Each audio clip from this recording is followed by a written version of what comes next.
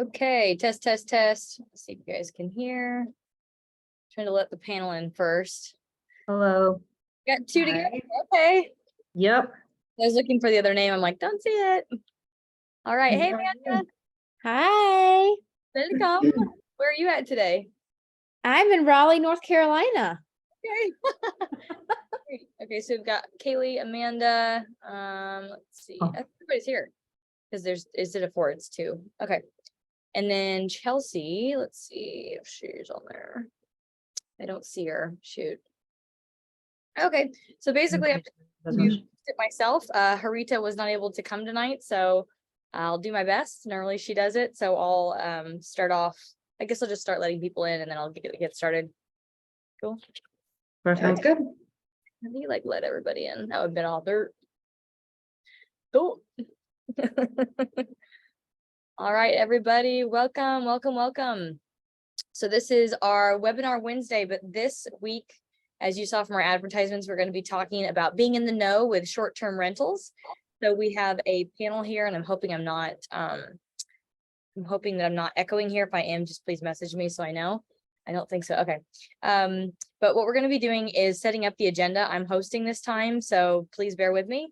First off, I'd like to know where everyone's coming from. So while you're waiting for everyone to get into the room, will you put into the chat where you're joining us from this evening? I'd like to know, your city and location, if it's all Texas or if you've got East, West Coast, out of the country sometimes. That'd be really nice to know where everybody's coming from. Okay, Jersey, awesome. Texas for sure, North Carolina. And as you guys are adding that in there, I'm going to let some more people in the room. Houston in the house. Two from Houston.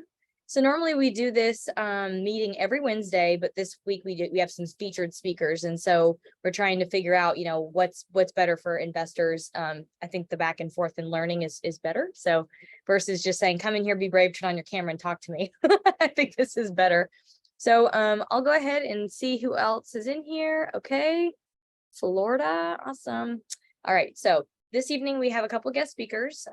Jersey again. Oh yeah, of course, Jersey. So we've got me, Dallas, Texas, Kaylee, and then our guest speakers we have Amanda, the traveling realtor, and we have Alyssa and Michelle Strumolo. Yes, we're in Jersey City, New Jersey. Okay, very cool. So what I'm going to do is let everybody know the formatting while you're adding to the chat where you're coming from. So what we're going to do today, and I'm going to start a timer so that we can, I don't have a sand timer, I wish I did, but we'll go ahead and start a timer so I can keep us on schedule. We're going to be doing a panel over short-term rentals for about 30 minutes. It could be 25, but about 30 minutes. Then what we'll do is we'll hard stop it. And I'll also be, of course, letting people in the room as we go. But hard stop it at 30 minutes, basically, and then have everybody put their Q&A. You can unmute and talk, or if you have something that pops up, I prefer to nerd out in the chat. And then, obviously I can prompt everybody to answer those once they're done kind of back and forth with a few things.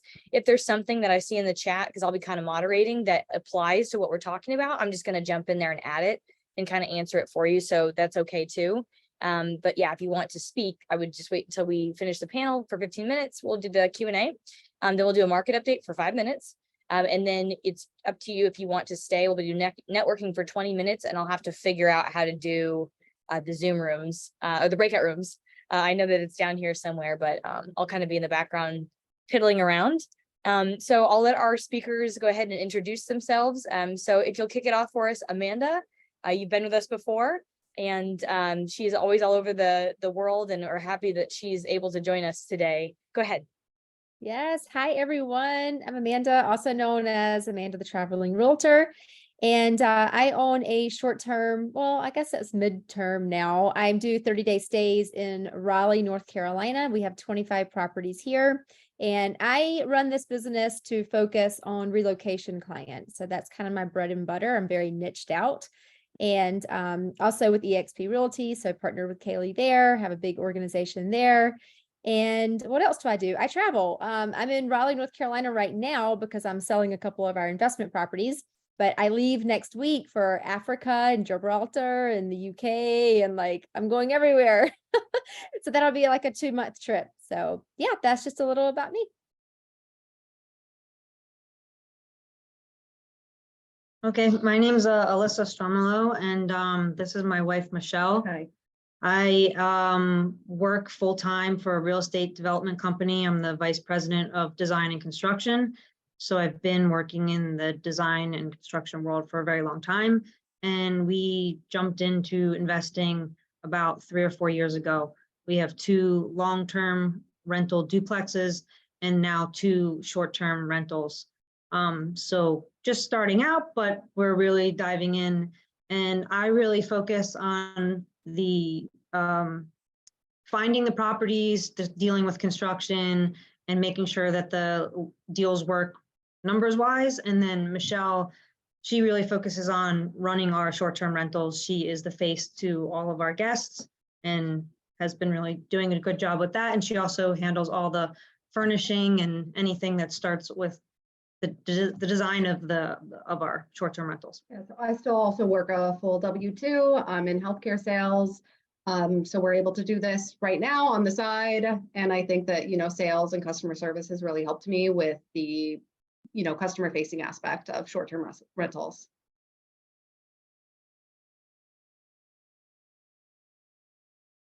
Oh, you're on mute, Kaylee. The chat box covering my mute button. I'm trying to see if Chelsea, if you're in here, because I wanted to bring her on to before we really get kicked off. Chelsea's our sponsor, so I don't know if you guys saw the advertisements. I did want to do a better job at giving her credit for sponsoring our events. And so what she does, she works with Comerica Insurance. And so what she does is basically covers all of our multifamily properties, and we have different properties in different areas that require different riders, different insurance coverages. We've gone through many claims together. So whether that's, a down elevator to a fire, to a flood, whatever, lots of other things. She's been really helpful when it comes for me to be able to talk through kind of in an unbiased way. Normally you kind of are afraid to go to your insurance agent because they'll find ways to not pay you. And instead, as a friend, she kind of is like, okay, don't talk about these things, and then just give me an idea of what we're dealing with, and I'll tell you where to go look in your agreements and to figure out your coverage, versus trying to make sure we don't get covered. So Chelsea's been great. If you'd like her information, feel free to DM me here, and I can send that directly over to you while we're going through the panel. And so I just want to give her credit with Comerica. That's Chelsea Hobbs. She also volunteers. I don't know if she cares if I say this, volunteers with CASA here in Dallas. So it's an organization for kids that are in the system. So she has a couple of kids that are under her care right now. So she's really overwhelmed with them. But I mean, she does a great job being involved with the justice system here. So it's another reason why I like partnering with her on a personal level, because we care about the same things. Character matters to me. So let's go ahead and get it kicked off. Let's talk a little bit about the differing strategies. I think that's something that, I heard a few things already. I have a friend that does super luxury Airbnbs. There's experience Airbnbs. Let's talk a little bit about the differing types that you've done or have moved into, and pros and cons of those, and why, we've kind of moved into where we are. So I'll start us off. We started out house hacking. And for those of you that don't know, and I'd like to see as well, like in the comments here in the chat, can you just say, like, do you have any properties? If you do, how many? And that's for long-term rental, short-term rental, or mid-term rental. I'd love to kind of get a scope on that. So house hacking is where you rent out your personal properties. So you can, lock up your, I don't know, one of the bedrooms and the closet and the attic and the garage. That's what we did. And then we rented the rest of the house while we were traveling. And so we did that a few times, and then we just ended up staying gone one time, and we were gone for 3 years. And so that's kind of how we got into Airbnb. That was Airbnb, and that was back in 2017-ish, maybe 2018, I can't remember. And then from there, we were flipping houses. So we started keeping the properties that we were supposed to be selling and cash out refinancing them and then keeping those as Airbnbs. And then I got really, well, I don't think I got smart. I heard about a strategy called rental arbitrage because I ran out of money. I kept buying these properties and I'm like, shoot, I don't have any more money left. And so we started doing a rental arbitrage method where you actually go to the landlord and you rent a, unfurnished property, a normal rental property in great condition, by the way. It has to fit our criteria. And then you go in, you furnish it, you put on all utilities, you make it beautiful, and then you re-rent that. And yeah, you can throw it on Airbnb, or you could do 30-day stays like what we're doing right now. So that's kind of the strategies that we've been doing. We do have a couple of clients at this point that we market for. So some of them are people that we were renting from, we were arbitraging, and we were paying them $1,500 a month, and they saw that we were getting $4,000 a month, and they were like, can we do something here? And we're like, yeah, you can buy the furniture from us for like 10 grand, and then we'll just charge you 20% marketing fee, but you're going to make so much more money. And a few of them said yes. So that's what we did. That's great. Yeah, I think we're a little bit at the beginning of that. So we did a little bit of a house hack for our first rental. We bought it in the middle of COVID. We lived in it for a year. While we were living there, we fixed it up. We put all of our furniture in the basement. So I know a lot of people say that you shouldn't do this for short-term rentals because it takes so long to furnish, but we furnished kind of picking here and there, a lot of secondhand, repurposing. We flipped a lot of furniture, did a lot of painting. It was in the middle of COVID, so we had a lot of time for projects. We actually built some of the furniture that was there and really enjoyed ourselves. And by the time we were ready to move somewhere new, we were able to just take all of our stuff out of the basement. It was completely furnished, ready to go. And we rented our first short-term rental that way. Our second rental is not going to be that way. We were able to get the second with a vacation home and a vacation home mortgage. And we're going to be we're in the middle of renovations there. We're having a GC do it. It's a bigger lift, but we're going to be definitely furnishing that from one place. I'm excited. I've started using Minoan. Been great so far. We're just getting that up and running. And I think that our next steps is, as we're growing, is figuring out, I think we're going to stay in a mix of long-term and short-term for the benefits of both. But, like you said, you run out of money eventually. We are, because we both still work and we have rentals that have been performing really well. We luckily do replete our cash pretty quickly, but our next step is figuring out how to scale a little bit more quickly. And speaking of scale, that was one of the questions I wanted to prompt at some point in time. We did this a year ago, and things always change, right? Especially during the phase of time here we've had where the internet has become everything. AI is now everything, and it's just at speed. Airtable used to be a thing when you were wanting to run your properties on multiple different listing platforms, so Airbnb, etc. And I think you could run management through it. I don't do this for a strategy, so I'm just curious, what are the best ways to run remotely all of your properties and make sure that they stay full all of the time? And what does that cost to kind of outsource the middle point of cleaning, management, and making sure they're listed and rented? That's a loaded question. Yeah. How do you manage these things? All right. So I used to use Guesty when I was on Airbnb. I like Guesty because I love the calendar. When you have a lot of properties, it's a pain in the what to keep all these calendars straight. So I loved Guesty's calendar system. That was straight up short-term rentals. We now have midterm rentals. So these are 30-day stays. People are booking directly through us. So we do that. And then whenever we're not booked for midterm, we'll throw it on Airbnb for a few weeks. So as of right now, I am not using a property management software. Crazy, right? I can't find one that I really like. I have one of my students, she just started using OwnerRez, which is supposed to be the best for midterm rentals. But again, I don't know how that's going to interact. If you're putting them on Furnish Finder and Airbnb and VRBO, and then you have your own website, and then you're doing, all these things have to work together. So there's a ton of different software. There's a site that you can go to, and I might butcher this, but I think it's like STR Insights or something like that. And okay, yeah. So that will actually allow you to compare all of the different softwares, which is really cool. And then as far as like getting the best price and all that, there's a few. Well, the best ones are Price Labs and Wheelhouse. Those are the two best that I've come across. And I don't remember your other question. I'll let you girls answer them. So we are using right now Hospitable to have our property on multiple platforms. And obviously it combines our calendars. And then we also use Price Labs, which connects to that. So we have smart pricing for everything. Some of the markets we're in or we're going into, we're not as familiar with as our first one, which we obviously lived there for a while. So we wanted to make sure that we were prepared to understand the markets, and Price Labs really helps us compare our property to other comparable properties, as well as set prices and make sure that they move as the market moves. And I think, again, this is something that one of the reasons that I liked where we started is that we had the ability to scale, and we set up the systems with this first one. And I think that's really important. It's made the second one a lot easier. When we started, we were just on Airbnb, and that was fine. We did great in our first year. We were setting the pricing ourselves. I've never heard anyone who's loved Airbnb's automated pricing. I think that it's really pro guest. I would not recommend using it.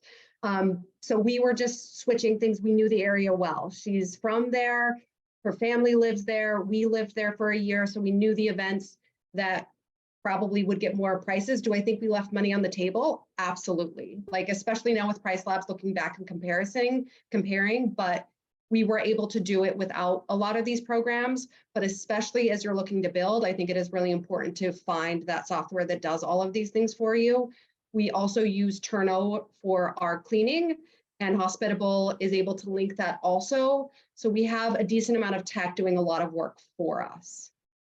And you guys said something that I want to make sure that these ladies get. Smart pricing through your Price Labs. They're not using smart pricing on Airbnb. That is the absolute worst thing you could ever do. So just be mindful about that. Price Labs, yes. Did I hear the word Turno? Is that what I heard? Yeah, it used to be called Turnover B&B. It pretty recently changed to Turno. It's a cleaning app. There's others that other people use that I hear advertised on all the podcasts that I listen to, but the name isn't coming to the top of my head right now. It is a platform that syncs my calendar with my cleaners, so I never have to alert my cleaners that there's things. I have a team of 2 cleaners that are priority that I love the best. They get the first 2 options to pick up the cleanings. There's a list in there of everything that they need to do in the house. They can let me know if anything is low. It's just really nice because it makes my cleaning hands off. Very resourceful. Is AI a thing yet with managing Airbnbs? Or, I mean, any midterm, short-term, long-term rental? Because we have some people in here who have MTRs and long-term rentals. I'm using it like crazy. Where? Oh gosh. I have it doing a ton of stuff for me. So I have it doing the majority of my marketing. I have it helping my students set up their everything, like their listing descriptions, all of their communication, writing all of their communication out, writing out their blogs. I mean, you name it. Like, I haven't gone into having it actually like the bot answering questions yet. But then again, for my business is different because it's, I don't know, just so you guys understand, I run this as a business for really to attract leads for my real estate agents. So we have all these properties, these furnished rental properties. I use these properties as bait to then go to California and New York and attract other people who are thinking about moving to Raleigh, North Carolina. And I use them as bait, as a back door. Hey, you can come stay in our property for a week, a month, however long. Don't be pressured into purchasing a property on your first weekend trip to Raleigh, North Carolina. And although, by the way, you don't have to go rent an unfurnished place for a year, sign a contract, and then have to move twice. So it's complete bait for me. And yeah, the monthly is great. Like I enjoy making the monthly income, the cash flow. But what I really enjoy is being able to pass all of these leads to my real estate agents who then sell houses. So that's just to kind of understand. So a lot of these people who are contacting us, we don't want it automated because we want to pick up the phone and have a conversation with them. Are you moving here? Great. Do you have a real estate agent? Have you actually signed a buyer's agency agreement? If they have not signed a buyer's agency agreement, fair game, and we're getting the deal because I will discount my monthly rate for them to sign a buyer's agent's agreement with one of my agents. So just that's a little bit about how we run like the internal of our business. Yeah, and I mean, I think what you said is important. AI is really great and it's going to be good, but it is never going to replace the person-to-person interaction. And just like I think you can tell when somebody's Airbnb is completely automated, I think everybody's had an experience if you spend a lot of time on Airbnbs when you can't get an answer because it's trying to answer what is not really your question, it's never going to be perfect. So we've used it to kind of look in markets to gather information about markets. I think it's really fascinating, but I think if you're using it to write things, you want to make sure that you go back and edit it so it has your voice. I think that's really important. So there's consistency. And then also still just like double checking. So we've been using it for some listing things, like I said, to research markets. Haven't used it a ton. Again, I wish that I could remember the names of some of these. I was listening to a podcast yesterday about a new property management system that they said that they used AI for responses. I would be fascinated to see how that works. I think that it can be used, it can be really helpful, but you have to be careful how you use it. So if you guys can see in the chat, someone asked if we're using ChatGPT. I mean, I use it all the time too. Amanda said, yes, ChatGPT. Now, one thing I used that became super expensive, this is not for this kind of listing, but they have different business type profiles. So if you have a business that's marketing, mine was crowdfunding, there's different types of businesses that have a certain niche and certain like posting, like just different type of marketing for each different type of business. And so it was called Amy.ai. And then it turned into Amy Social, AIMI. And it was something where after a few weeks of you posting with your branding colors and your language and your type of cryptic sentences and like however you do your thing, it starts to mimic you and give you posts to approve every week and then eventually will replace you. And so I was using that for a little bit. And I'm wondering but it became super expensive. So I was like, I can't do that right now. Is there anything that you use that is like similar that would kind of help over time, you know, with those posts and those things that, you know, you have to have someone do over and over and over again? Which one did you just say that you were using? It was Amy.ai, but it got bought out. So it's now Amy Social. So AIMI Social.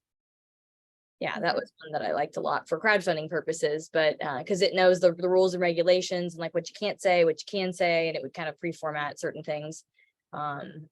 Yeah. I think that's where we're going to have to be super mindful, right? Because you have fair housing, you have, I don't know how many of you are licensed, but when you're licensed, you got to do things, you know, by the book. So that's another thing. And you can ask ChatGPT, like on a scale of 1 to 10, how right is this? Like, how confident are you in this answer? And it'll tell you, but you still need to fact check everything. For those of you that don't really know about ChatGPT, I put a link here to a video that I had one of my girls train on AI and ChatGPT, and she did a really good training. So she did a screen share. So you guys can check that out. Very cool. And then let's see, I'm trying to look through. Yes, AI questions. And going back just to make sure for the frame of answering, we've got small multifamily, midterm rentals, long-term rentals, and midterm rentals, pretty much that's here. And if anyone else has anything different, feel free to unmute, or sorry, not unmute, put it in the chat and let us know kind of so that we know what to frame our advice for. One thing that I put in the chat, we've got like 9 to 11 minutes until my timer is going to go off. One thing that people that are not here and they have not posted in the chat that I wanted to make sure to ask, which is literally the reason we put this together, was because a lot of people had questions when they asked for this topic about the legalities of setting up in different cities your Airbnbs, or are you dealing with that changing while you're in the process of either having a mortgage or having an arbitrage legal agreement set up? and that changes your business model and like changes the profitability? Or have you found ways around that? What are you dealing with when it comes to Airbnbs or midterm rentals? Or because, for example, I don't know this, and maybe you do. When it's a midterm rental, is there a way to have it basically be a month-to-month lease instead of, so how does the legal side of this work? I can answer. Yeah, you So wanna yeah, start? so what we do with our midterm rentals is I do my leases. North Carolina is a 30-day state. So meaning any 30 days or less is a short-term rental, and I will always fall into short-term rental law. So I do my leases every 30 days. I don't care if they're staying in the property for 6 months. If you let this person stay, if you have a lease for 31 days and they decide that they want to stay or not pay you, then you literally have to go through the eviction process of 10 weeks. I had this happen, but thank God I had a 30-day contract, and I literally could have had her, she left, thank God, because like, long story, but we got her out. But legally, I could have had her out in 3 to 5 days. So that's the difference, 3 to 5 days versus 10 weeks. Yeah, I think that it's really important to know your market really well. And I think that there's a few ways to go about that. You want to connect with people who are already doing that in the area. You want to call your local legislation or your local government. Before we started this, one of the best piece of advice that I think that I heard that we didn't fully listen to was that you should probably look for short-term rentals in places that already have regulations. Because if they don't, they likely will. And we actually are in the middle of that with our short-term rental. The city that we were in had no regulations, and now it does. And luckily, it is not one that is going to completely blow up our business. Is it going to make things harder? Absolutely. I don't know that there's a ton of ways around this besides making sure that you're going to the city council meetings and your side of things are heard. I think that for most of them, you have to follow them, the restrictions. There's not any loopholes. And depending on what the restrictions are, it may blow up your entire business model. There is definitely something to be said for if it doesn't work as a short-term rental, is there a difference between a midterm rental? I do think that's why you're seeing a lot of people move to the midterm rentals. It's because a lot of times it's below those 30 days, but we live in New Jersey and we are not a 30-day state. New York is, but you want to make sure you really understand. And I don't think it's a bad idea to get a real estate attorney involved if you have questions, because some of these mistakes could cost you a lot of money. Like if you had to go through that eviction process, it could have been really painful. I think you have to call and spend a lot of time and expect there to be restrictions. We have a lot of friends who have short-term rentals in upstate New York, and because of the pandemic, there are just a lot more restrictions there than there were. There are some cities that have really pushed back, and they've been able to limit any of those restrictions, but there have been other areas that they aren't giving any additional permits. And I know people who've had lots of issues because of that. Our other short-term rental is in Florida, and one of the nice things about Florida is that there are some state level laws in place that the cities and townships can't restrict any short-term rentals any more than they already are. So there are some grandfathers in restrictions, and I don't think all restrictions are bad. I think the restrictions that we are dealing with in our first short-term rentals are actually going to weed out a lot of the lazy operators, and I'm not mad about that, but it does take some work to get it done.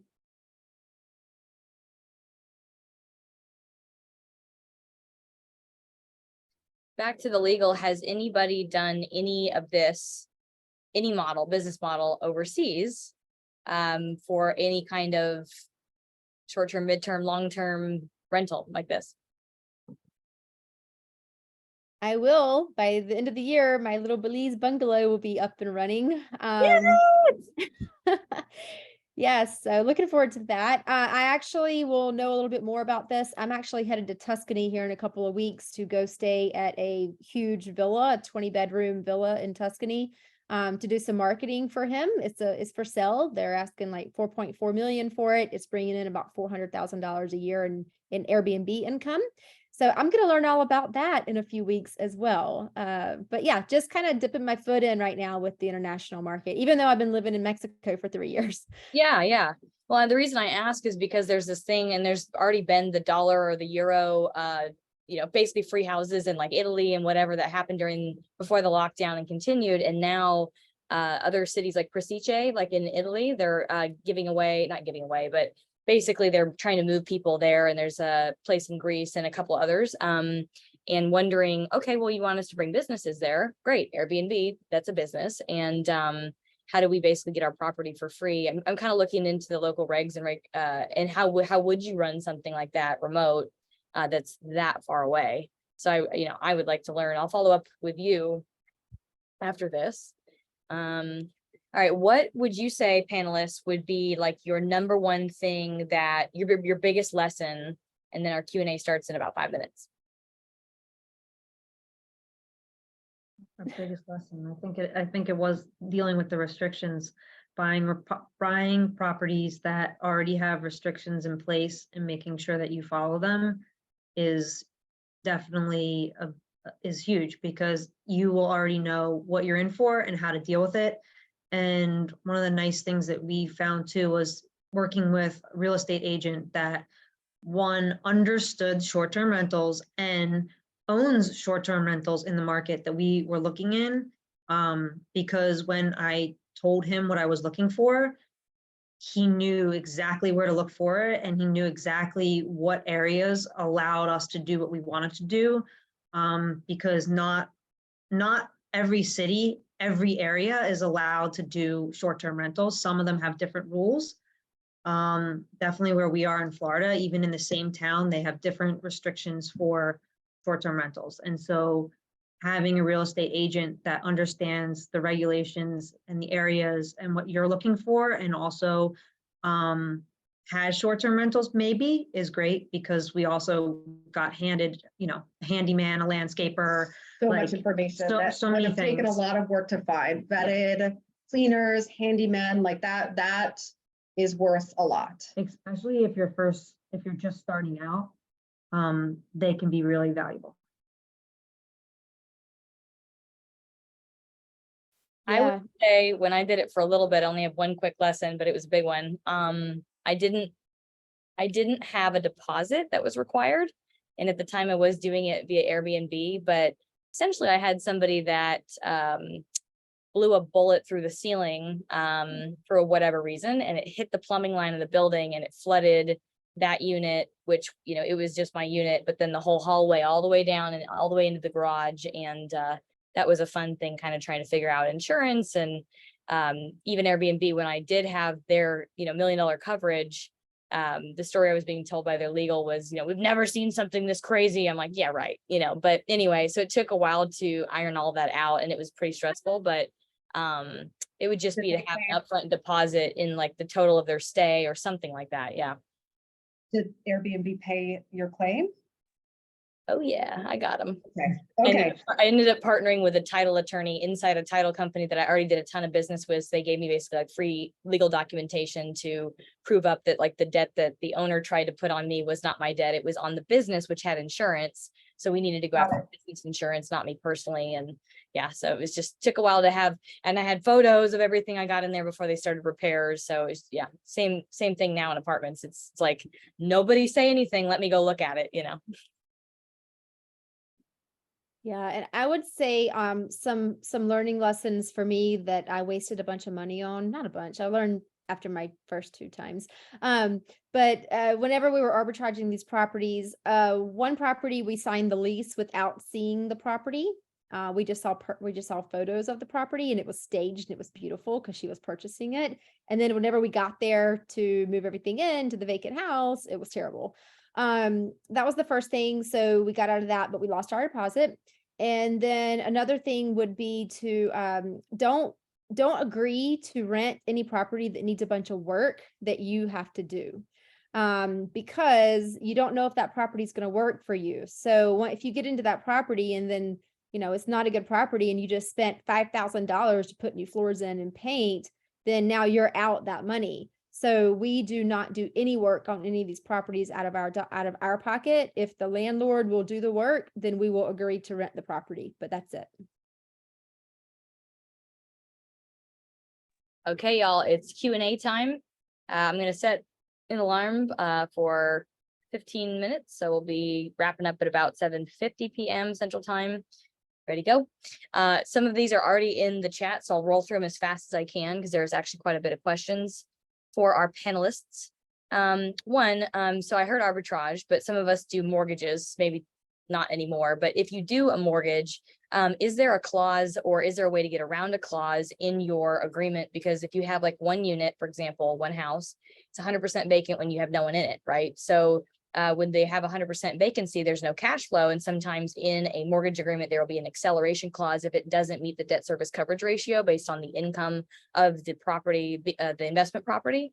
Is there a way around that? Is there a better way to do it? Do you mortgage several properties at once to get around that because another one can carry the other one? Like, how do we deal with that issue? That for us. So I think that there's different mortgage products out there that you can figure out what you want to do. We have been lucky that we haven't, with our rental income and our incomes from our W-2s, we haven't been really stretched in what we've been buying, which I know is not the case for anybody. I think that the debt service ratio or our loan products might be helpful for some people, which is not necessarily looking at the money you make, but looking at the property and if it will cover it. It's a little bit of a balance, right? Because we are using our short-term rentals to help offset some tax burden. And most of the time, if you're looking at a new mortgage, they're going to look at your income from the property. And for some of these, we have been intentionally trying to do things to make the income look low to help us with our taxes. But you want to make sure that that's not making you look like you can't afford the next house that you want. I think that a conversation between a mortgage broker and your attorney is probably, not your attorney, I'm sorry, your accountant is probably a good idea before you're filing. There are a lot of ways that you can move things around, like legally to make sure that it looks good. But yeah, you might not want to claim everything necessarily to decrease your taxes if you're looking to apply for another mortgage. We were able to, our first short-term rental, because we had the property making income for a year, we were able to use that to help us for our next property. I think the requirement is that you have to have it for a year showing income. That was for our mortgage anyways. Yeah. I think that they didn't, and I would talk to a mortgage officer. They didn't take that debt because we were making money on it. So they didn't necessarily take our income because it was technically a little less for a year, but they didn't count that debt against our total debt to income ratio. And loan officers are going to love to talk to you about these things, right? Because they want you to loan money from them. So they're good resources. Lend. Yep. Yeah. Another question, for the properties that you do you have to put 20% down? I did a creative strategy one time because it was already a rental of some sort, that it was an income producing property, and ended up doing my first one as a line of credit versus a mortgage. So it was a lock and not even, and then the property was collateral instead of actually having a mortgage and having to use my DTI, debt to income ratio. But I think usually you put 20% down in that case because it was a business loan. I think it was like 5%. Do you have to put 20% down, or is there a different way to do this? Once you start growing? Loan, I think it's 20%. DCSR. DCSR, it is 20%. The first short-term rental we purchased, we lived there as primary residence. Yeah.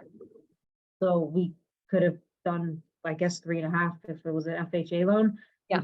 FHA, because you can't rent out. Right, but we lived there as a primary residence. So, but we did a conventional loan, and we were purchasing when the markets were obviously still competitive. So we put 10% down, even though we didn't technically have to for that. And then the second short-term rental was a second home mortgage, which does require 10% down. So if you're able to do a second home, vacation home, you can get away with doing 10% and not the 20. But something you want to think about when you're buying these properties as personal properties is that you don't necessarily have the layer of protection with an LLC. And so your insurance, you probably want to be paying for more insurance for these things and covering yourself with, the deposits, or like just making sure that you're aware that there's not that additional layer. I think as soon as you are buying any house in an LLC, you're going to be putting 20 to 25% down as a minimum usually. Also, make sure you're telling your insurance companies that you are renting this property and that you're renting it as a short-term or a midterm, because that is a different insurance product than if you are just a primary resident. And you may think, oh, this is going to be less expensive, but as soon as you go to submit the claim and they recognize where it's coming from, they're not covering anything. So you're not going to come out on top anyway. 100%. I got another question. Oh, does anyone use HUD? Like a HUD backed loan or government backed loan? So that way you put minimum down, or maybe you partner with a vet or something like that. Something where you're putting minimum down, but it's still backed by the government. Anyone do anything like that? No, we have not. I know they're really strict. Someone asked, do you ever use an investor to buy a property with you? If yes, how do you structure returns? Like a JV or any other structure? I haven't. I mean, I've had investors buy the properties and then I've arbitraged them, or most recently, because now they see our business, they just want us to market it. And so then, we help them with furnishing the property. They pay for it. We charge them to set everything up for them. But then, we're getting our 20, sometimes 25%, depending on how involved we are. And but that's about my extent of partnerships with the landlords. I know there's some people probably out there like buying properties with people. I like to do stuff myself. We've enjoyed doing stuff ourselves. I think our next step is probably partnering so that we can scale quicker. But we've done a really good job of making sure that we were able to fund all of our projects on our own. And that's allowed us to, take all the profit and all the equity. And so it's been good so far. Where would y'all say is a good place to advertise if you have midterm rentals? Is it using a service like Airtable to do it everywhere, or what would you say? I do a lot of my ads. I do a lot of Facebook, a ton of Facebook. LinkedIn, I target the relocation companies and corporate people who are if I'll figure out what jobs are coming to North Carolina, what companies, and then we do a little targeting with that. I've done a lot of print stuff. So there's a relocation guide, there's smaller city guides, stuff like that. I have my agents out doing videos for YouTube and, showing different neighborhoods and then saying, hey, come and stay in our furnished rentals. This is my partner's company. So, I mean, you name it, we do a lot of different types of marketing for that. Do you find a lot of repeat from the relocation? Because the people that I've seen that have been really successful in midterms just have a pipeline from whether it's nursing or insurance claims, or that seems to be good if you can get in. Yeah, so I got in with the other EXP agents. I teach for EXP corporate as well. So it's 88,000 agents, right? And so I do a lot of internal marketing through the company, through our company workplace and stuff like that. And so that's been really great, because then all of the agents, when they think about Raleigh, North Carolina for their clients that are moving, then they will refer them to us, not only for housing, but for us to help them with the purchase as well. So I think if you can get into a company like that, and we have a relocation department and everything like that too, then that can be your bread and butter, but you're right. Once you get in with something, then you're in. Somebody wanted to know about how you would pitch someone on arbitrage. So Amanda, is that covered in your course? Do you have a link that we can drop below in the chat? Yeah, I'll just put my link tree in here for you, and that has everything on it. So I have a free starter kit. I do have a course, but I give away a lot of free stuff as well. So just go to that link tree and check it out. Awesome sauce. Nicole said, I heard Florence, I think this is Italy, recently started changing their short-term rental laws in the city center. Cool. International would be a great subtopic if we come back and do this again. Let's see. Have you guys heard of Hospitable? Is that how it's said? Hospitable. Hospitable, is that a platform?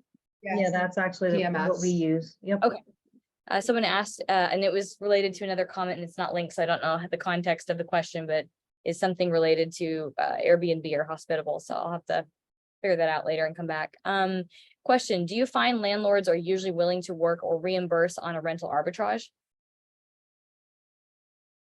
What do you mean reimburse? To do work, I think. So like the renovations that she was talking about required for some of the rentals. Yes. Yeah, some will. You know, we've had landlords put new flooring in. Tub reglazing is a pretty common thing. Yeah, painting. So they'll take care of that for sure. We had one landlord. He had a bunch of long-term. He still does have a bunch of long-term, but as people are slowly moving out of his good properties, he's going in and he's doing complete gut jobs and then renting us his properties because he's like, I know this is the last time I ever have to renovate this house. Do you think that when with your agreements, you're paying a little bit of a premium on rent? Do you think that they get more from you than they would like Not just a really. normal long-term rental, or it's the same? It's pretty much the same. Yeah, I would say it's the same. It was definitely the same in the beginning. As we've gone, you know, I feel like there's this one landlord that jacked us up $250 this year. Like, I'm like, seriously? And they're like, well, you know, we see how much you're making. And I'm like, screw it. I don't even feel like moving out of this house. I'm like redoing all the marketing, like whatever, we'll pay you. But we did a 2-year contract with them. And so, yeah, it's going to happen. And you're going to have some landlords that are going to be like, yeah, I think I'm just going to take this over and do it myself. And we're like, good luck. And then they're going to manage it and realize that it's not like you can automate it, you can make it easy, but it's not no work. That's for sure. Right. Yeah, it's a job, guys. This is not like easy breezy, like hosting people. It's a full-time job for whoever's managing this business. There's definitely a lot of systems in place now that make things easier, but it doesn't mean you're hands off. Okay, you can hear me, yes?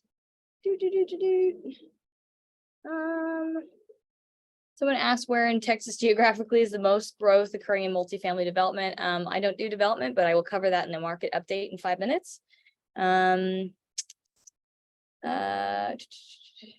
Any construction company referrals in Frisco and Austin, Texas area? Saying construction, I don't know what the construction job's for, but Sheila, I would say if it's big and they got to move through units, that's what I know. I would say them, and they'll actually invest in your property too because they care. So anyone have any questions? We have about 3 to 4 minutes or so. If you either want to pop in the chat, unmute yourself and just go ahead and ask while we have everybody intently listening. Any questions about short-term rentals, mid-term rentals, long-term rentals, staying in Belize? I think you should do that international one like Yeah. after August, because I think I'm hitting like 6 countries between now and then. So I I'd think love right. to hear that one. Do y'all know Marielle Walters? She does one in Portugal. She just closed on 2 over there, I think. So yeah. Okay. Any questions? Going through, we had quite the attendance at about 15 people. Joe, Liz, Carlos, Melissa, Nicole, Raquel, if you want to speak up, go for it. And Sheila, I just answered your question. Any Nicole, more? a good rule of thumb for the midterm rentals, and this is just a rule of thumb, whatever it's renting for as a unfurnished property, you're going to be able to get at least double for that as a midterm rental furnished. That's just a rule of thumb. There's not a special, you know, pricing tool or anything like that out there. And that was- Airbnb doesn't really work for that. Okay. And that was to the question, are there programs like Price Lab for midterm rentals, right? Yeah. Okay. How about high interest rates? How does that affect the biz? If the numbers work, the numbers work. Yeah. And I think it may take a little bit longer to find the deal, but we got a beautiful interest rate on our first short-term rental, you know, but like 2.5, just like never leaving that house. And we got a not so great, closed in November of last year on the second house. That starts with a 7, like, so the numbers still work. I think it feels scary to get in the market right now, but I think that because all of these things that are happening economically are not necessarily, it's not like the 2007 crash. As soon as interest goes back down, we're going to see the same amount of crazy bidding wars. There is still not enough houses in the market, and people still want to move or still want to buy homes. So if the interest rates come down, the prices will go up. If the interest rates go up, the prices might dip a little bit. I think if the deal works, buy a deal, and you can always refinance. Okay, I'm gonna ask one more question, see if we can answer this quick. The timer's going off right now. I'm trying to keep us on the choo-choo train to keep under our time to be respectful for everybody. Are there any general differences, just high level, between red and blue states in this business? I mean, there's definitely the states like California, New York, Jersey. Those states are people are fleeing from, and they're coming to Texas, North Carolina, Tennessee, Florida. So that's what I look at. And yeah, some of them, I guess you could say some of them are blue states and they're coming to the red states. I'm not sure, but that's just what we've been seeing. We're we're definitely in New Jersey. People are leaving here. We obviously purchased in Florida. I think there's two sides of this and I think, we've had conversations with people. We invest in New Jersey and we will continue to do that. And we understand that it's probably a little bit harder to evict here, but you follow the rules. You still can, and you right? still Like can. And get to know eviction attorneys if you need it. We've never dealt with it. We've had great tenants so far. I actually work for a large real estate development here, and we continue to invest in New Jersey and don't have any issues there. And we are now also developing in New York City. I think there's some social things going on in some states that are also issues too. I think for short-term rentals, there are probably differences. It's not like we know all the markets, but I think with short-term rentals, the restrictions end up being a very small scale based on your city or even your HOA. So I'm sure that you could, even in, red, more liberal states, you can find cities that have very strict short-term rentals and vice versa, right? Very relaxed. So, and the microism of short-term rental, I think it's more important to look at the local area. Okay, so I'm gonna head into a market update real fast. So I'm not gonna cover a full-blown anything crazy like that. Really, it's really geared for us towards multifamily because that's what I look at every week in capital markets in our study and what really matters. And obviously everyone's already seen interest rates hike up again last month, another 25 basis points. There's a potential increase again on the 15th of June when Jay Powell meets with the Fed. I think that it's going to happen. And again, I'm not a wizard. I don't have the crystal ball, if you will, but I think it will happen, just being conservative, assuming it will. And then I think everything's going to chill out for a good 6 months. I think that at that point, rate caps. So if you have a floating interest rate loan and you're wanting to cap the rate, I think that those prices are going to not tank, but they're going to severely decrease because they're not as valuable anymore if the rate's not moving. And so if that is something that, a floating interest rate seems scary in this environment, I think that at the end of this year that or pretty soon here after summer, I think that that's an option because it's now affordable. Another thing that I'm noticing looking through trends that have happened like 2007, 2008, 2009 are pretty much not 100%, but a lot of them have been mirrored from 2022 into 24. So we just need to kind of like hold till 25. If you have anything in your portfolio that's a little bit, if you were planning on doing a refinance, for example, if you were planning on executing a certain part of your business plan, but interest rates, floating rates, things like that have affected your business plan, just making sure that you can hold. So one thing that we've done recently is figuring out a backdoor strategy to being able to recap our deals. So for example, if you go into something with a business plan and your business plan is going to run out because of your loan, there's the potential where I've talked to several hard money lenders that are willing to be more patient with their funds, and they'll come in and remove the investors or come in and buy it to lengthen the time of hold so you can kind of get past this time. I've also met with some that are also depending on, if you're in a bad situation, I just want to go straight to the stuff because I want to learn when it gets really hard, what do we do, you know? So if you have a portion of your loan, that's why I asked that question earlier, in multifamily, if there's not enough income to cover the debt service coverage ratio, which for us it's 1.1 to 1.25 normally, then there's a clause in our mortgages where the lender can call the note. And so then, okay, $7 million, $10 million is due, you know, in 30 days or whatever, we're taking it back to the bank. By the way, if you need this, I'll let you know, I've got a couple of investors that have been limited partners in our deals in the past that I've talked to, also those that are board members at a couple of banks here. And so they can kind of control what some securities companies and banks that I've paid off, so we have a good relationship with, what they'll do with their funds, but they're willing to come in and buy out the note.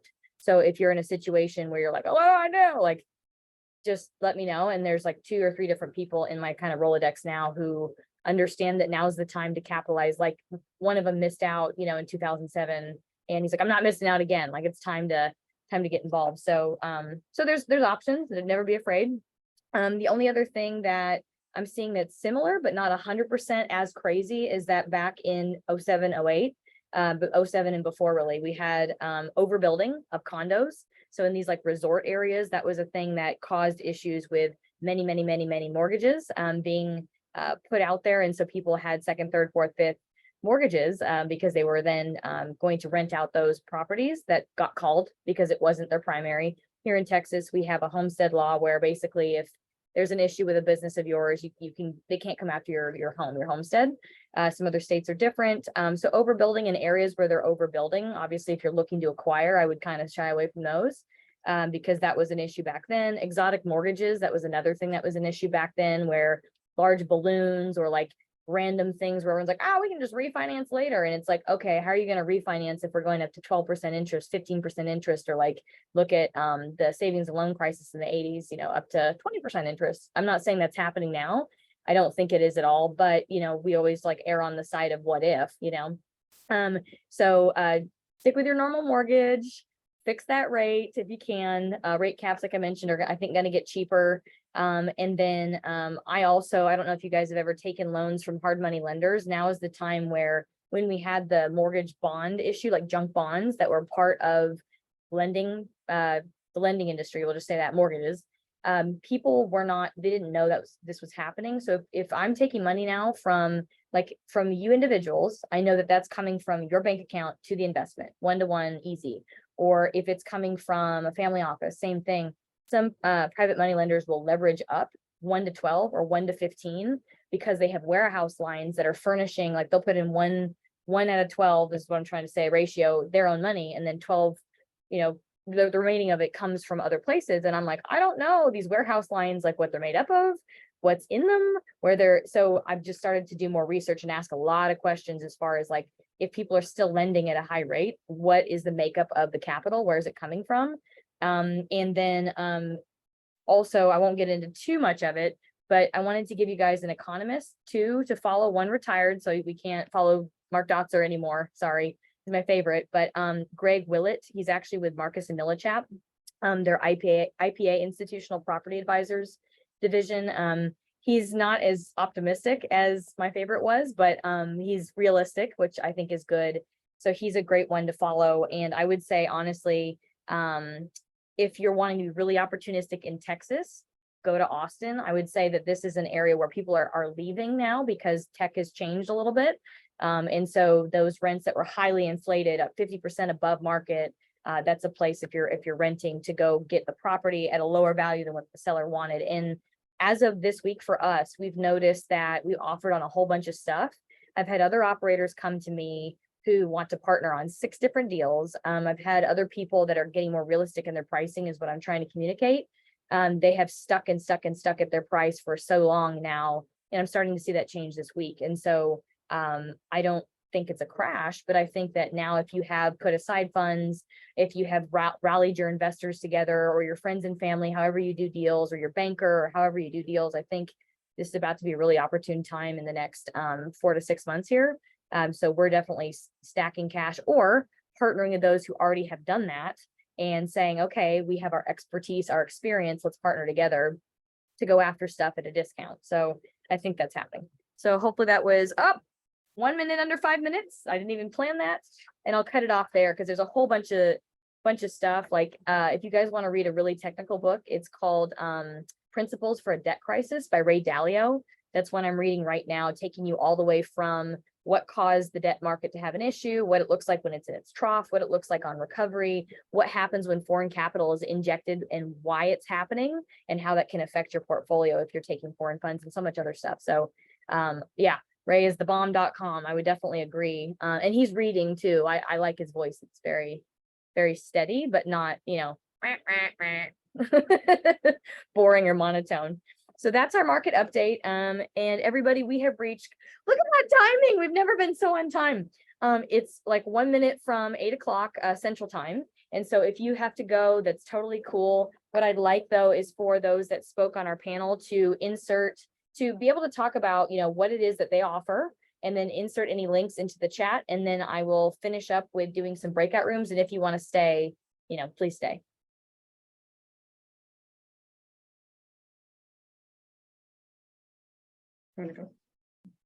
I guess I've, you know, kind of already put my link in there for you guys. That's just my link tree. I have a bunch of different stuff. If you just Google Amanda the Traveling Realtor, you're going to find out exactly what you're looking for.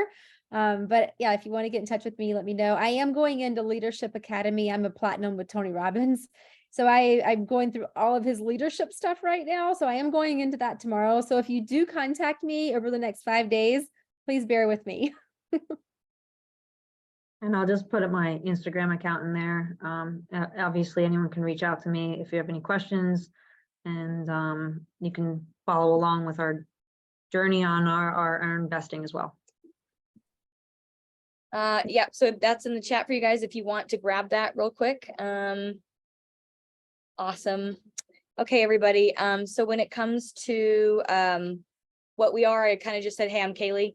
We have a multifamily business where what we do is we fix broken apartments basically and distribute the cash flow to investors that own pieces of the property.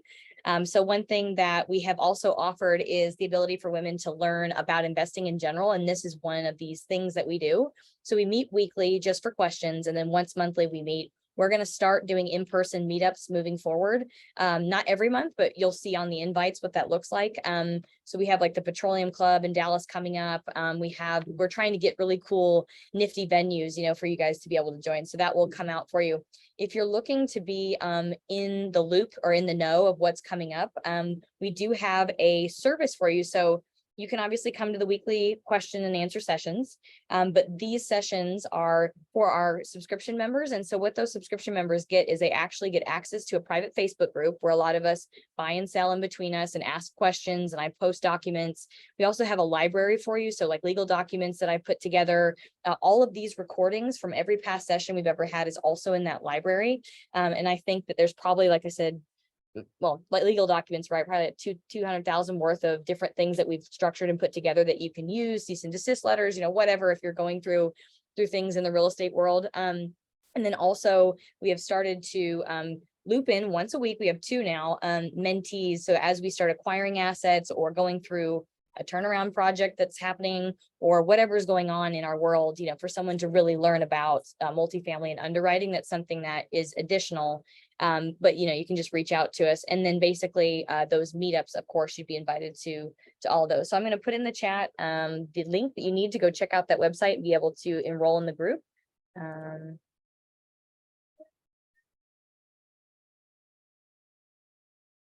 It's an acronym.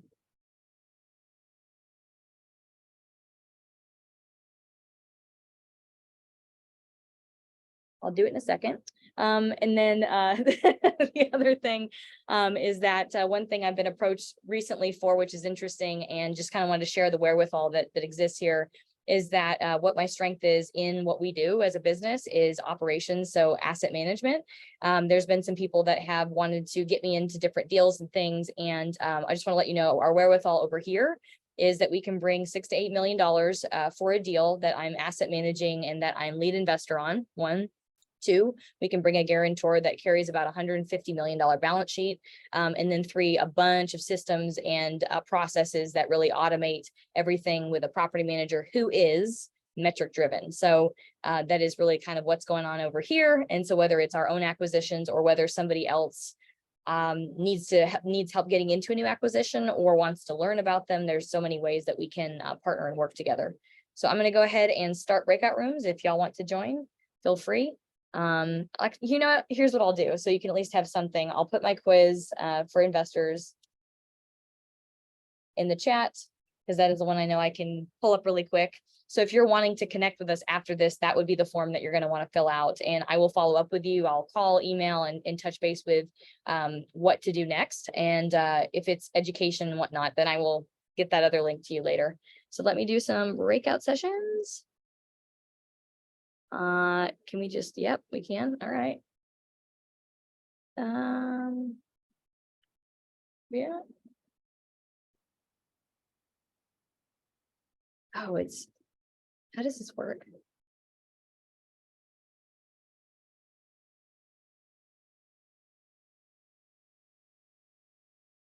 Oh, I guess, do we all go to one room? Y'all, I don't know how to do this. Let me close one.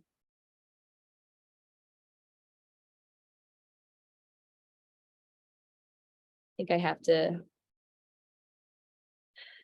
Yeah, I'm going to bring y'all back to the same. It's wanting me to only do one. I think I need to give it a minute for it to come back.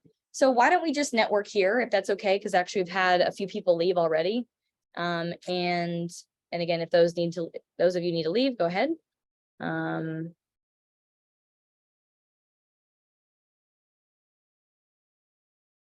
do I get out of this room? Oh, it's going to close in 24 seconds. So if you can hear me, just wait a second. It will all put us back to the same room.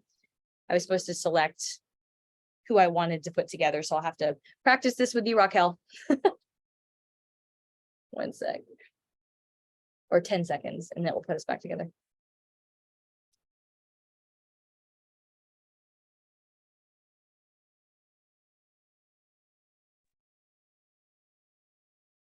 I'm back. We're all back. So I figured out that we can just figure out how to talk to each other, because note taker, it doesn't matter. That's not a person, and people have left. So if you guys want to stay to network, let's just do it here. So whoever wants to speak up first, I'm going to go find my link and be quiet for a minute and let us get. I have a few minutes to hang out, but I'm on East Coast and I wake up at 5. So yes. But I know Nicole, it was really great hearing from you, Alyssa and Michelle. Does Melissa or Sheila want to say hi? I know Sheila's driving in New York City. We've been kind of messaging. So yeah, what about Melissa? She says hi.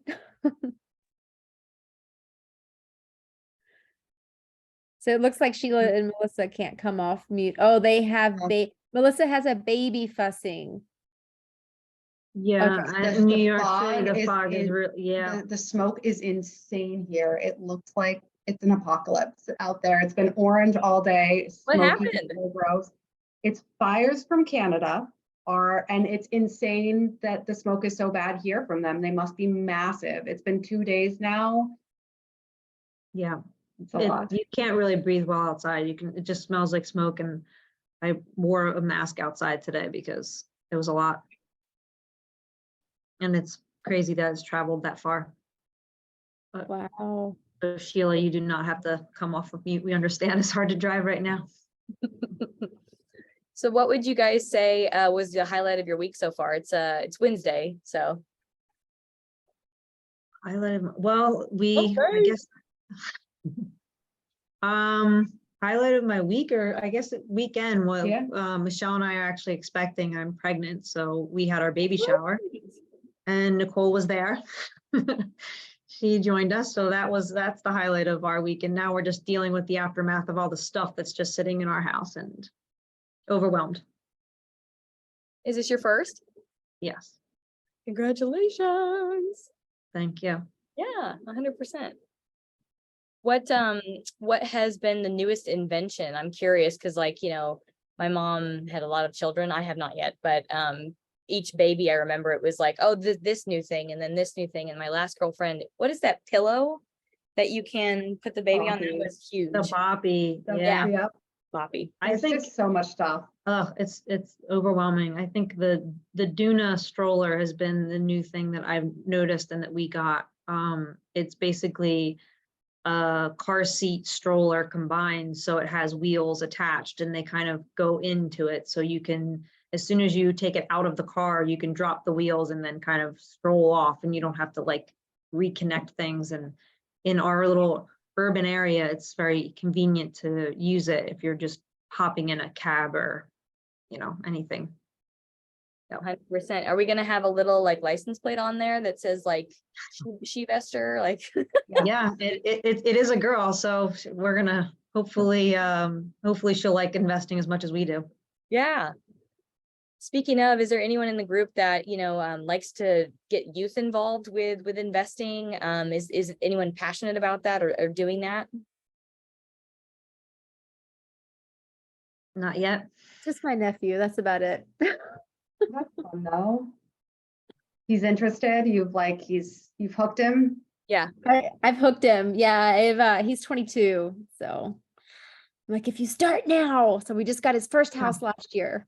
I mean, Oh, don't wow, you that's wish that we start, I would pay so much money to have started 10 years ago, right? I think Yeah, he's Yeah. lucky. he's lucky. Kids these days that have a lot more access than we all did, are very lucky, and hopefully they take advantage of it.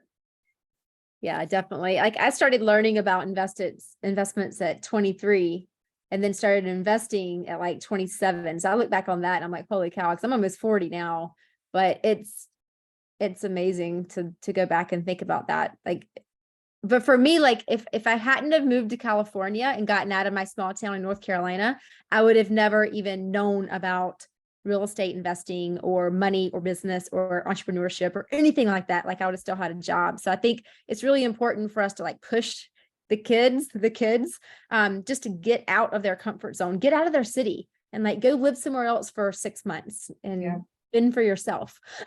Yeah. How did Even now y'all the find out? access. How to, did like, y'all find out? people- Go ahead, Oh, sorry. sorry. Oh, no, I just think we're really lucky now, the access to people, being able to connect with people who don't live where you do, the access to education. Like I listen to podcasts all the time and it blows my mind how much information you can get for free. We learned about cost segregation and saved a bunch of money on our taxes because of a podcast in the first place. Like how crazy is that? It's good stuff. That's why I Good have stuff. a problem sleeping now. Yeah. There's so much out there. What got y'all interested in real estate in the first place? In general, what sparked your interest? I actually went to school for architecture, so I have an architecture degree. And so I've been working in real estate for a really long time, and I just kind of loved it and thought to myself, why can't I do this for myself too, since I do this and help other people make a ton of money. And so, yeah, I was just ready to dive in. And because I work in real estate, I have a lot of connections to contractors and lenders and just people who are in that world. Yeah, and I got dragged into it. I would have probably never got into real estate if it hadn't been for Alyssa. One of my first exposures, I helped with the renovations in the first multifamily that she bought, but we went to a investor meetup that Nicole was running 2 years ago. And I just was sitting around being like, I have no idea what these people are talking about. I don't know anything. And it was after we listed the short-term rental and I saw the money coming in and I was like, Okay. oh, like I'm good at this. I can do this. I love this. And now it's like nonstop. That's all we talk about all the time.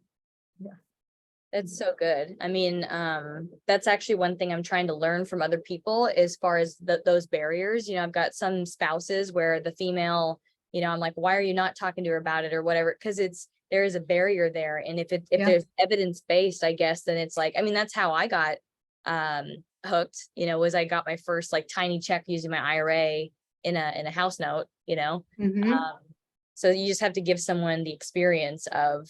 Now, would you say it was like the proof of like seeing the check or like the proof of it being deposited into your account, if you can remember? I think like first she was just very hands-on with actually doing renovations on a property that Yeah, I have a partner that I'm on a project outside of Michelle, and we Yeah. were actually renovating it. And because it was our first one, we didn't have a lot of capital. So it was very much, hands-on. We're blood, sweat, and tears at this property every weekend. And she would come with me and do it. And actually really liked that part of it too, before we even started seeing the checks come in. yeah. Yeah. Yeah, I mean, I think it's like, and maybe not even just the money part of it. I think the first bookings you get are so exciting. And then the first good reviews. That was really a lot of like, oh, I love this. Love to tell me more about how much you loved our place. Very cool. Because I'm trying to figure out how to bridge that gap. And so what we've done so far is I think, but I'm so glad you're saying this. I think, doesn't mean I'm right, that there's a learning gap. And then once women know how to do something, then they're confident in doing it. But until then, it's like, I'm not doing it. And then the other piece being actually having checks in hand and money in hand and owning and equity. Like when I've gotten into a bad position in life, real estate has saved my butt every single time. Yeah. And so it's like having that ownership, those two things. So like with our fund now, what we've done is that, women get involved in the investment. So say it's like their dad, or say it's their husband, or it's them. But usually if it's a guy, I find that most of our investors are couples or guys that have the capital. So then I coerce them into putting her onto their documents, and then she can log into the portal and see the return. She can see the monthly updates. She can see when distributions are made, how we solve problems. And then hopefully we try to kind of push this, but I can't make them, whether it's giving them equity of a joint LLC that invested together, or if they have a trust, there is some kind of ownership or something like that, but on their end. So learning and ownership is kind of, but that's interesting. Like, how do we? I think though, like, I mean, I think that women-based focus things like this, now we go to so many meetups and groups with, men and women, but I think if that's where I started, I would have been overwhelmed and maybe not been as open to it. It was the fact that I was surrounded by women with varying degrees of experience who all were really interested in this. And I do think that women need to know more before they jump, right? Yeah. Like, not to stereotype too much, but I feel like men are more confident making mistakes and women feel like they don't have that ability. We have less grace, I don't know, or more type A perfections. I think seeing other women doing it is really, really, really helpful. Yeah, we've done a lot of meetups where it's women, and I think that they want to know every single piece of the puzzle before they even start putting the puzzle together. And what I've tried to say, and I don't know, I try and help and add my 2 cents, is that you don't have to have every single piece, but somebody else might have that piece, and you can do what you're good at, and then they could do the part that they're good at, and you can join together. Right? You can take knowledge from other people. And I think women just always try and go into it knowing every single thing, and that makes them not start. Now, Yeah. how would you, so we tend to be also very independent, like I'm going to do it myself, and the gap that we can bridge of the, I need to know everything, and it's going to take 10 years to figure it out. And then it's too late, not too late, but like you just missed the compound interest curve for 10 years or whatever, is partnering, with somebody that has the experience, that does know how to do that. But we tend to be so independent. Like, how would you bridge that gap? I mean, you have to look at it that when you go into real estate, every person you're working with is your partner. Your lender is your partner, your contractor is your partner, your property manager is your partner. Even though they're not directly like a JV partnership, they are sort of a partner in your real estate venture. And so I think you need to use that and depend on them a little bit, because if you're succeeding, they're succeeding. If they're succeeding, like, it's kind of your, no matter what, right? If you don't want to default on a loan, so by you paying the mortgage, your lender is going to loan to you again, or a property manager that loves your property and have a good relationship with, or even a contractor. Like, I love using the same subs I've always used and the same contractors, because I know what they're going to charge me, but 2, I know that I can call them on the phone and they're going to pick up, and we're going to have this easy relationship. So you're always building relationships and you're always building partnerships, even if it's not like the partnership we think it is. I think you just have to model it. Like, I don't know how you expose people to that besides, you know, sharing, which is why I think that these groups are important. 100%. Well, I want to be respectful of everybody's time. We did a very good job. I think first time we did this was like 2 hours, like ridiculous. Wow. Yeah. And so we've decided to be respectful of everybody's time, chop it up into different sections. I did drop my link a minute ago. There's 2 of them. One is if you're looking to get qualified to invest with us and figure out how that relationship would work. That's the job form link. It's just a qualification quiz. And then the second one is a link to the Cash Flow Queen network, which is what we're on now, and a link to be able to get into the subscription to all of those services I mentioned earlier that come along with being in the group. And we'll start doing in-person meetups, I believe, in July. So if that's your thing, great. But we'll continue to do online meetings like this. And also, is there any topic before you go that you would love for us to cover in a future session that has to do with like investing in real tangible assets, the strategy there? Well, quick question. Are your in-person meetups all in Texas? Yeah. Right now, I mean, unless we have partners that want to, help. Yeah, international investing, Nicole, for sure. I would love to learn more about that. And I'm really excited to see more about your Belize property. I've Yeah. been to Belize and I love it. It's great. Go back someday. And I mean, I'm always kind of interested in learning about creative financing. Like I said, it's not something we've done yet, but we really are going to dive into it shortly. Oh my God, I would love that one. I have all these really cool, because it's all contract based, right? So what is the extensive list? Anyway, yes, that would be awesome. Sounds good. Nicole, do you have anything that you want to learn about? Because I'd love to put together a panel and be able to make sure we stay educated and get access to resources we need. Yeah, I think my main focus is, well, my desired focus is international investing. Trying to think of anything else. Oh, you know what? I was going to ask you about syndicating too, if you would do something like that. So when it comes to syndicating, because it's kind of a lot, and I tend to go in the weeds too much, and then lose people. So from the lens of like, what do you want to know instead of like everything? What would you want to know? Well, I guess if it were to be like on a specific subject, it would be maybe how to vet syndicators from wanting to invest with standpoint, and then B, kind of like high level, what is involved in becoming a syndicator. So I know that can get really, really nitty gritty, but like just kind of like what kind of like skill sets you should have, what kind of areas of focus you should be aware of, that kind of thing. Yeah, 100%. I think I have an idea of someone that could maybe speak on it if I can get. It'll be a him, but he wrote like the Bible on like the ultimate syndication book or whatever. So we'll see. What's his name? I just met him. Joe Fairless. Joe Fairless. Yes, I just met him at the Investor Con. He was signing books there. That would be good because I just met Matt Faircloth last week on Thursday. And so obviously wow. that could be a chain there. Aha, you just gave me an idea. Yeah. Hey, We did Liz. the Matt Faircloth and Bigger Pockets syndication boot camp. Okay. Yeah, a couple months back, which was last year, which Yeah. was really informative. So Nicole, I obviously told you already, that's something to look at if you want to. Okay.